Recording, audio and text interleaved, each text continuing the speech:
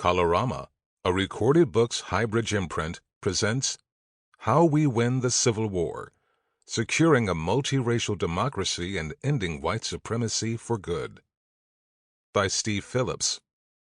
Read by Bill Andrew Quinn. Introduction. A choice between democracy and whiteness. I decided to reach out to a friend, Taylor Branch, the esteemed historian of the Civil Rights Movement, to hear his thoughts. He was translating this through the lens of Martin Luther King Jr.'s 13-year campaign for social justice. So the real question would be, he said finally, if people were given the choice between democracy and whiteness, how many would choose whiteness? We let that settle in the air, neither of us willing to hazard a guess to that one. Isabel Wilkerson, Cast, The Origins of Our Discontents. Families frequently take trips to our nation's capital. It is common to see parents with their children in Washington, D.C., visiting the iconic institutions of the country's democracy. Shortly after the Christmas holidays in 2020, Lisa, a 57-year-old white woman who worked as a nurse in Georgia, decided to make the 10-hour drive from Tennessee to D.C. with her son Eric, a white 30-year-old Nashville resident. On Monday, January 4, 2021, they arrived in D.C. and checked in at the Grand Hyatt Hotel, 5 blocks from the White House and 3 blocks from Ford's Theater, where Abraham Lincoln was assassinated days after the end of the Civil War. On Wednesday, mother and son made their way to the National Mall, a 1.8-mile stretch of land that encompasses grassy fields, a reflecting pool that is more than 2,000 feet long, and gravel paths for walking or running. At one end of the mall sits the Lincoln Memorial, the monument honoring the president who won the Civil War and the site where Martin Luther King Jr. delivered his historic 1963 I Have a Dream speech to 250,000 people and a national television audience. At the other end is the United States Capitol, the building where Congress convenes and where presidents are sworn into office. A stroll from one end of the mall to the other takes a visitor past the White House, the Washington Monument, the National Gallery of Art, and various Smithsonian museums, including the National Museum of African American History and Culture. Perhaps more than any other 2-mile stretch of terrain in this country, the National Mall represents and celebrates the essence of democracy in America. As Lisa and Eric walked across the grass toward the Capitol, the United States Congress and Vice President Mike Pence were engaged in the last step in the country's democratic process, affirming the votes of the American people and certifying Joe Biden as the winner of the election, an outcome that had been confirmed by the top elections officials in all 50 states, Republicans and Democrats alike. When Lisa and Eric entered the mall on January 6th and turned toward the Capitol, Lisa was wearing jeans, a plaid flannel shirt, glasses, and a red Make America Great Again ski cap. She was also wearing a bulletproof vest. Her son Eric had on a baseball cap, a long-sleeve shirt with a military fatigues pattern, and matching pants. He also had a bulletproof vest matching one his mother was wearing. The two met up with and joined thousands of other people who were angry that Donald Trump had come out on the losing end of America's democratic process. As the crowd grew increasingly unruly and confrontational, Lisa and her son reveled in the conflict. Many people tried to breach the barricades protecting the country's elected representatives from the restive mob, and Lisa egged on the protesters. One person who had tried to enter the building came back to the crowd and reported that a tear gas package was thrown in the Congress. The crowd cheered. The man further shared that Congress is shut down. Lisa laughed and said, "Oh my God, that is one of my best days to note that they got tear gassed." By they, Lisa meant the country's democratically elected representatives. The man continued to elaborate on his confrontation with the law enforcement officials who were protecting the members of Congress, saying, "I got maced, and I punched 2 of them in the face." "Good," Lisa responded. "While everyone else was on the couch, you guys were training and getting ready." Not long after Lisa commended the man who had punched 2 police officers in the face, the crowd turned completely violent, tore down the barricades protecting the citadel of democracy, and surged to the building's entrance. Fearing for the safety and lives of the people they were sworn to protect, the Capitol Police evacuated the Vice President and all the members of Congress. Multiple media outlets have recounted the details of the violence of the insurrection. The New York Times account conveyed that one officer lost the tip of his right index finger. Others were smashed in the head with baseball bats, flagpoles, and pipes. Another lost consciousness after rioters used a metal barrier to push her into stairs as they tried to reach the Capitol steps during the assault. D.C. Metropolitan Police Officer Michael Fanone was pulled into the crowd, beaten with a flagpole, and repeatedly tased with his own taser, CNN reported. In addition, rioters stole his badge and grabbed at his service gun. When rioters said they should kill him with his own gun, Fanone pleaded with the mob and told them, "I have kids." Fanone lost consciousness, suffered a heart attack, and was hospitalized after the clashes. Video coverage of the attack shows Officer Daniel Hodges crushed in a doorway between a massive press of rioters and the police line, writhing and screaming in pain. The video shows one of the rioters grabbing at Hodges' helmet and trying to rip it off. Sergeant Aquilino Gonell was beaten with a flagpole. His hand was sliced open. A CNN article published 7 months after the attack revealed that Gonell still has a vivid memory of what he faced, of the pepper spray that forced him and other officers from the front line, of the American flagpoles, rocks, and even guardrails pried from the inaugural stage that were used to attack officers, and of the struggle to keep the flood of insurrectionists from forcing their way through the door he was guarding. Gonell shared, "I bled, I sweat, and I fought to prevent those people coming in through that entrance. We literally were fighting inch by inch, and I could hear them. We're going to shoot you. We're going to kill you. You're choosing your paycheck over the country. You're a disgrace. You're a traitor." All told, 140 police officers were injured defending democracy that day, and 4 officers died by suicide in the days and weeks after the attack. After the police finally regained control of the Capitol, Lisa and Eric left the building and headed back to their hotel.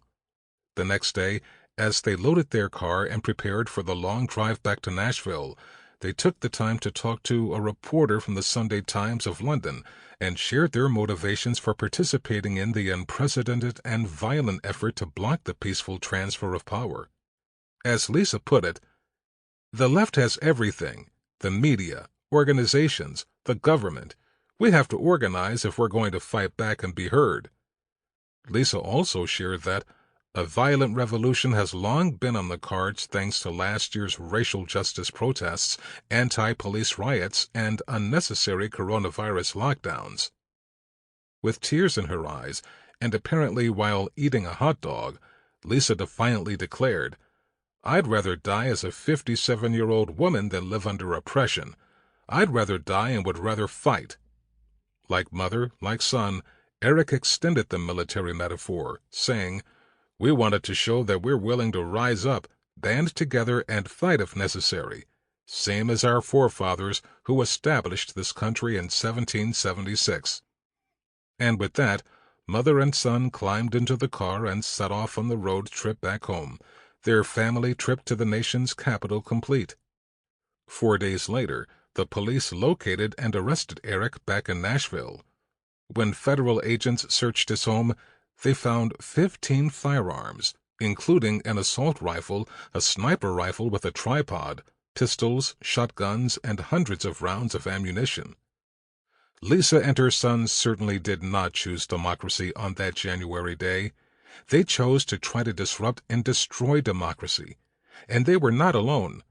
The Insurrection Index, an online database, has more than 1,000 entries of people who participated in the attempted coup of the U.S. government, nurses like Lisa, bartenders like Eric, and also elected officials, students, teachers, business people.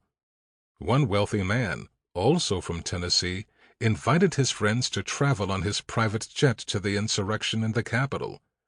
An article in Vanity Fair noted, "A murmur began to bubble among Memphis's lily-white country club elite. Did you hear John Dobbs flew his buddies to the Capitol on his private jet?" While the insurrectionists did not choose democracy, many of them did choose whiteness.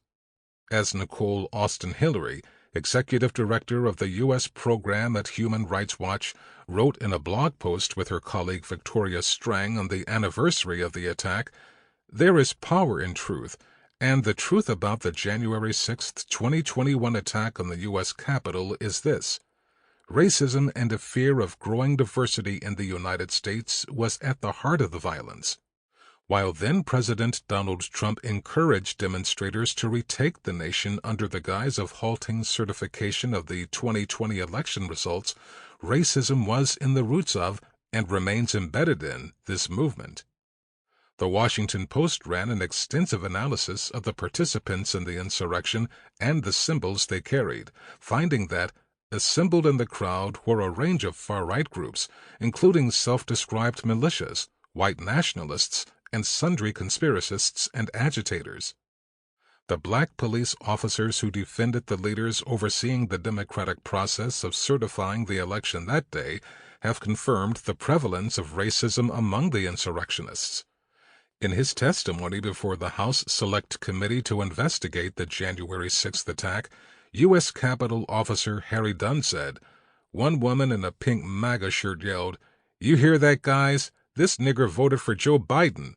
Then the crowd, perhaps around 20 people, joined in, screaming, 'Boo, fucking nigger.'" Dunn added that his fellow black officers experienced similar treatment, and he told the committee that one officer told me he had never, in his entire 40 years of life, been called a nigger to his face, and that streak ended on January 6th. Yet another black officer later told me that he had been confronted by insurrectionists inside the Capitol, who told him to "put your gun down and we'll show you what kind of nigger you really are." It was in November of 2018 that Taylor Branch framed the chilling question for Isabel Wilkerson. If people were given the choice between democracy and whiteness, how many would choose whiteness? Just over 2 years later, a proudly pro-white president who had lost a free and fair election incited his followers to march on the Capitol and stop democracy in its tracks. With the Confederate flag flying in their midst, they descended on the citadel of democracy, beat police officers over the head with flagpoles, and hunted down the country's elected officials, with many in the mob yelling racist slurs. As horrifying, tragic, and deadly as the 2020 post-election attempted coup was, it was not the first time a large percentage of the American people chose whiteness over democracy in the wake of an election whose outcome they did not like. When Abraham Lincoln was elected in 1860 on a platform that denounced the slave trade as a burning shame to our country, cries of outrage echoed across the country.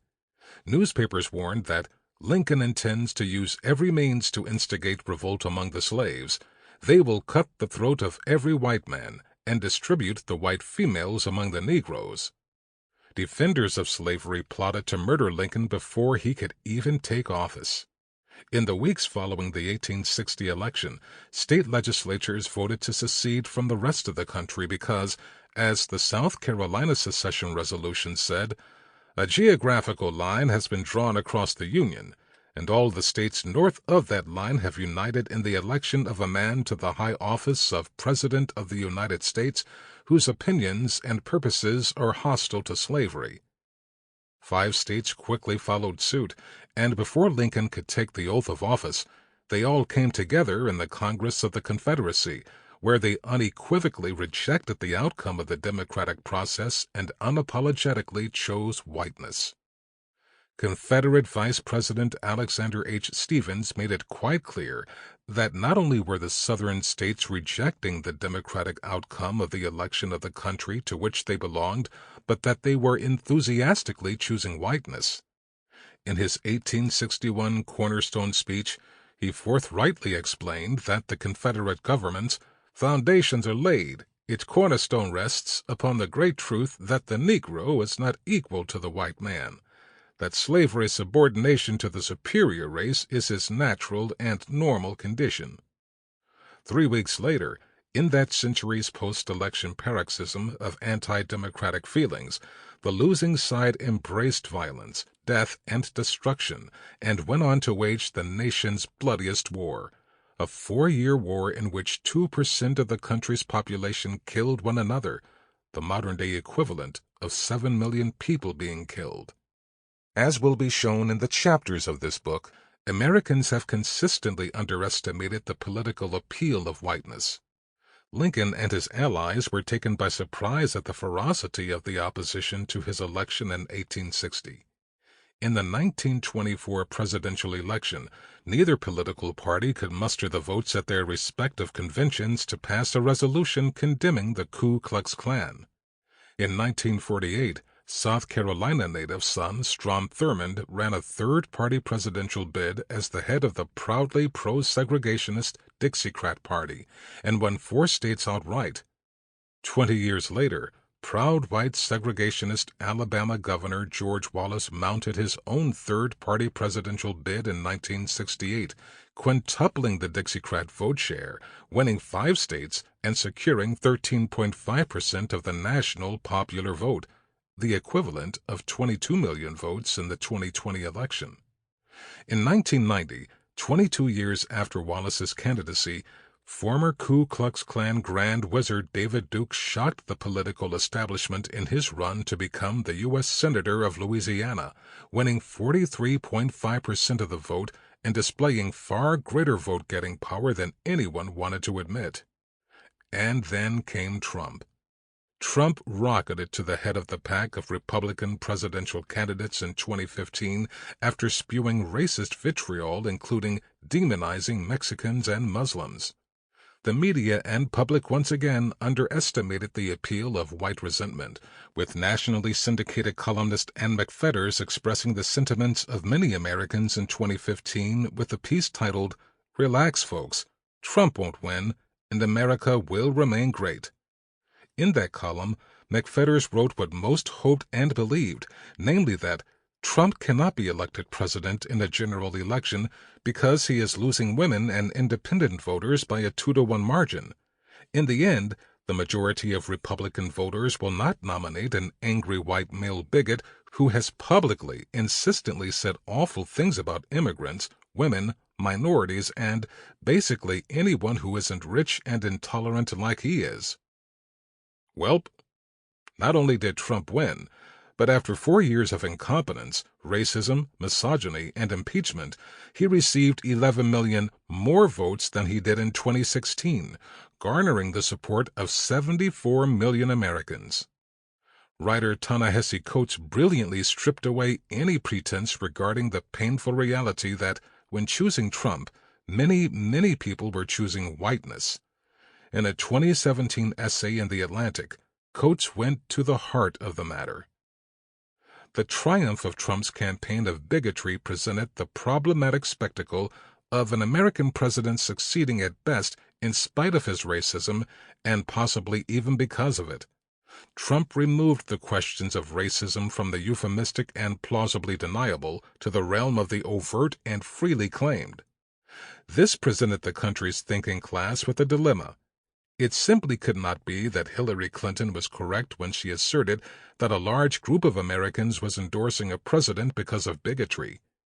The implications that systemic bigotry is still central to our politics, that the country is susceptible to that bigotry, that the salt-of-the-earth Americans whom we lionize in our culture and politics are not so different from those same Americans who grin back at us in lynching photos, are just too dark. In 2021, 4 years after writing that Atlantic article, after an entire Trump administration and an outright insurrection and attempted coup, Coates reflected on the racial wreckage of the Trump administration, writing a follow-up article titled, "Donald Trump is Out. Are we ready to talk about how he got in?"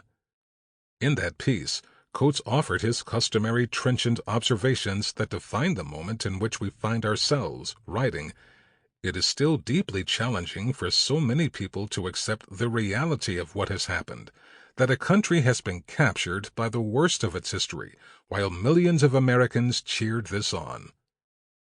In 2020 and 2021, millions of Americans chose whiteness wrapped up in a proudly white nationalist white man in America's White House.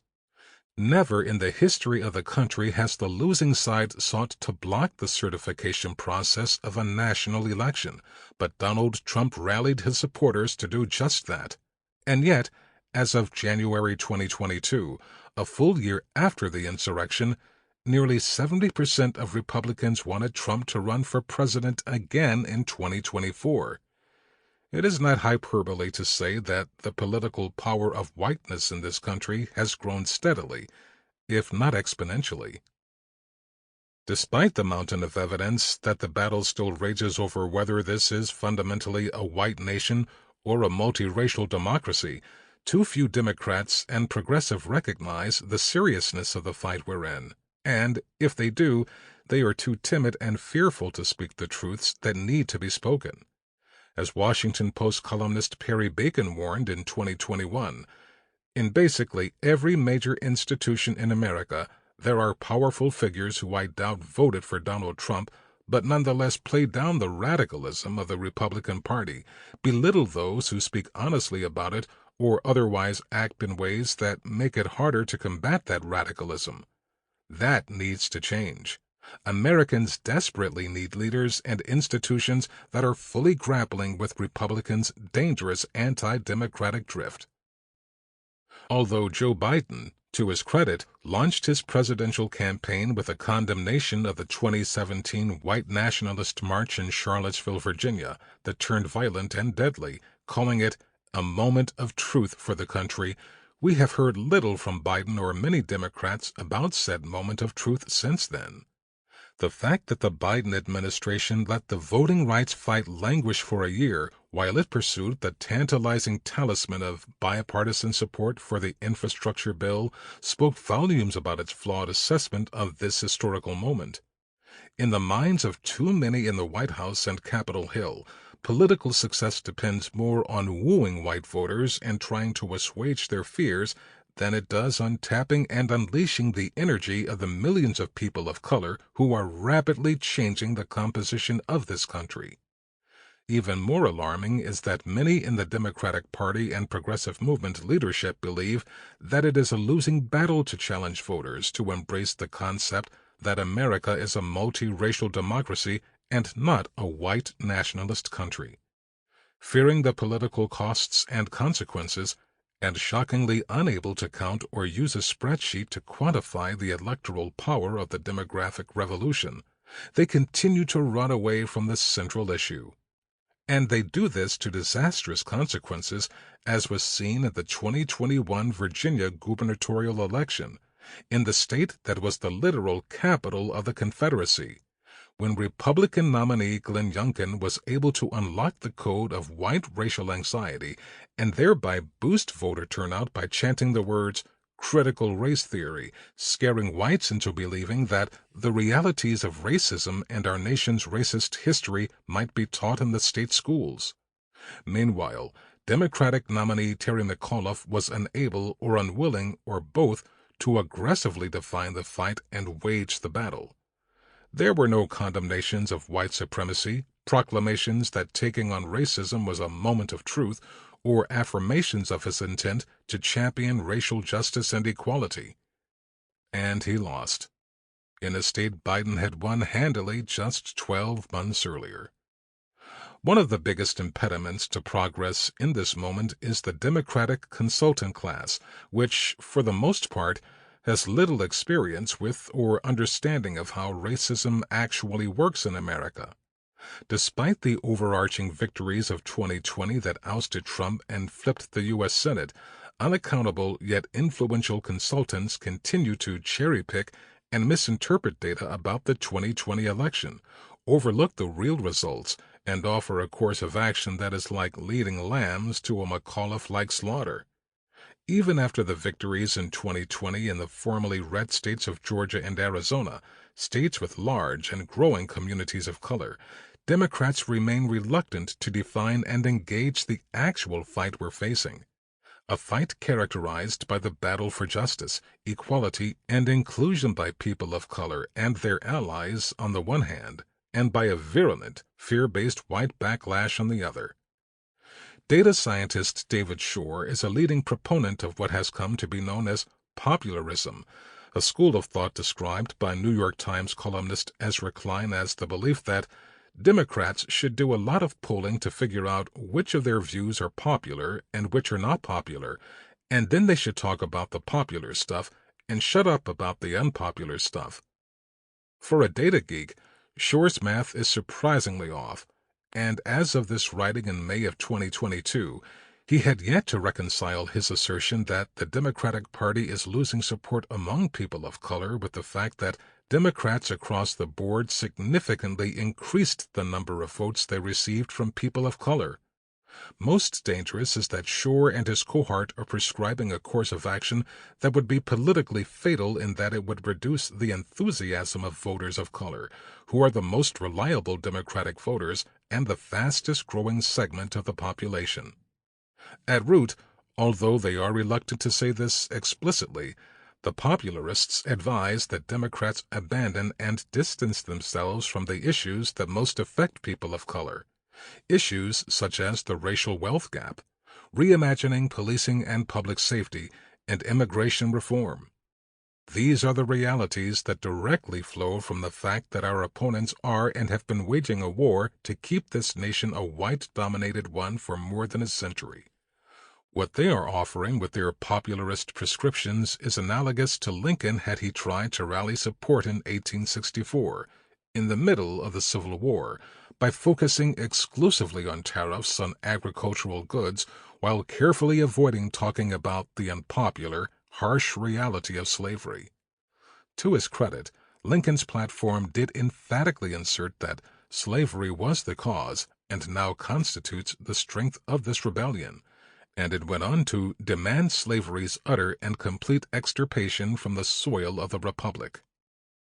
To be sure, such ambivalence about equality is nothing new. There were plenty of David Shores in Lincoln's time. One such proponent of post-Civil War popularism was Union General Charles Wainwright, who lamented that Lincoln was under the influence of a small number of abolitionist political leaders who had Negro on the brain. One enterprising artist even created a drawing of black people curled into the shape of a top hat sitting on Lincoln's head. Lincoln himself was racked with indecision and vacillation, even going so far as tasking General Benjamin Butler with running the numbers on what it would cost to ship black folks back to Africa.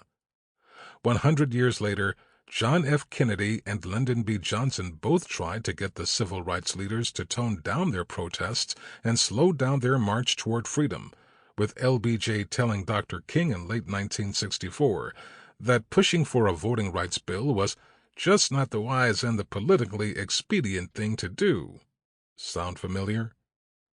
Given the truly existential nature of the fight before us and the fundamental failure of those in positions of power to recognize and properly respond to the moment, I had to write this book. When the New Press first approached me in mid-2020 about writing another book, I told them I was thinking about using the Civil War framework as a theoretical construct to explain contemporary U.S. politics. Then white nationalists carrying the Confederate flag stormed the Capitol wearing sweatshirts actually inscribed with the words, MAGA, Civil War, January 6, 2021. The purpose of this book is twofold. First, I am trying to sound the alarm that our opponents are engaged in a continuation of the Civil War, have just recently tried to destroy democracy and move us into fascism, and are actively at work to do it again. Second, I aim to help illuminate the path to victory by putting the places that have successfully flipped from red to blue under the microscope, to understand how these states and regions, and the key leaders and organizations there, succeeded and what lessons they offer for the coming months and years. The book is accordingly divided into two parts. Part 1 focuses on how the Civil War never ended, and the Confederates soldier on, to this day. Part 2 shows how we win. Then, in the epilogue, Sample complete. Ready to continue?